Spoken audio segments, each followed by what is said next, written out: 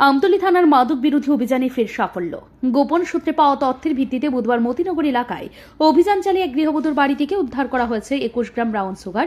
ঘটনায় আটক করা হয়েছে মিনা বেগম নামে ওই মহিলাকে। পুলিশ জানিয়েছে, দীর্ঘদিন ধরেই মিনা বেগম মাদক কারবারের সঙ্গে যুক্ত বলে অভিযোগ ছিল। প্রাথমিক তদন্তে তা আংশিকভাবে প্রমাণও মিলেছে। তার বাড়ি থেকে বেশ কিছু শিশি ও প্যাকেটজাত ব্রাউন সুগার জব্দ করা হয়েছে। আজ ধৃত মহিলাকে আদালতে পেশ করে পুলিশ রিমান্ডে নেওয়ার আবেদন জানানো হবে বলে জানিয়েছে আমতলী থানার ওসি পরিতোষ দাস।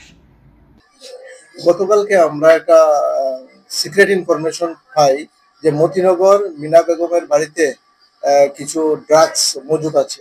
এই খবরের ভিত্তিতে আমতলী থানার অফিসার সহ টিএসআর এবং ওমেন কনস্টেবল তার বাড়িতে রেড করার পর তার বাড়ি থেকে ব্রাউন সুগার আমরা দুইটি উদ্ধার করি, দুইটি সেভেনের কেস উদ্ধার করি। অনুমান 21 গ্রামের মতো হবে।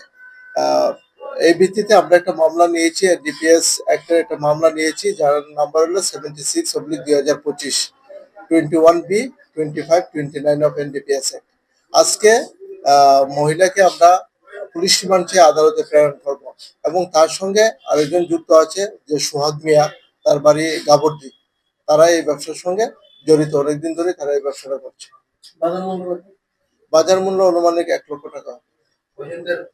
একজনকে আটক করা হয়েছে, মহিলাকে বাড়ির মালিক জড়িত আছে, ওকে আমরা পাইনি, বাড়িতে পাইনি।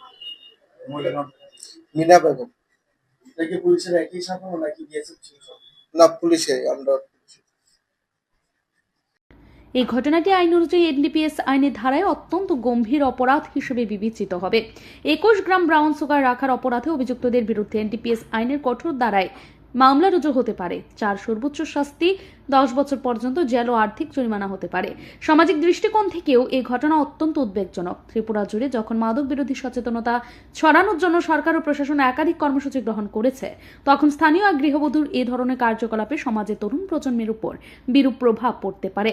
এলাকাবাসীর দাবি, এই ধরনের চক্রের বিরুদ্ধে প্রশাসন যেন আরও কড়া পদক্ষেপ গ্রহণ করে এবং নিয়মিত নজরদারি চালিয়ে এলাকায় মাদক ব্যবসায় মূলোৎপাটন করা হয়। কারণ মাদক শুধু ব্যক্তি নয়, গোটা পরিবার ও সমাজকে ধ্বংসের দিকে ঠেলে দেয়।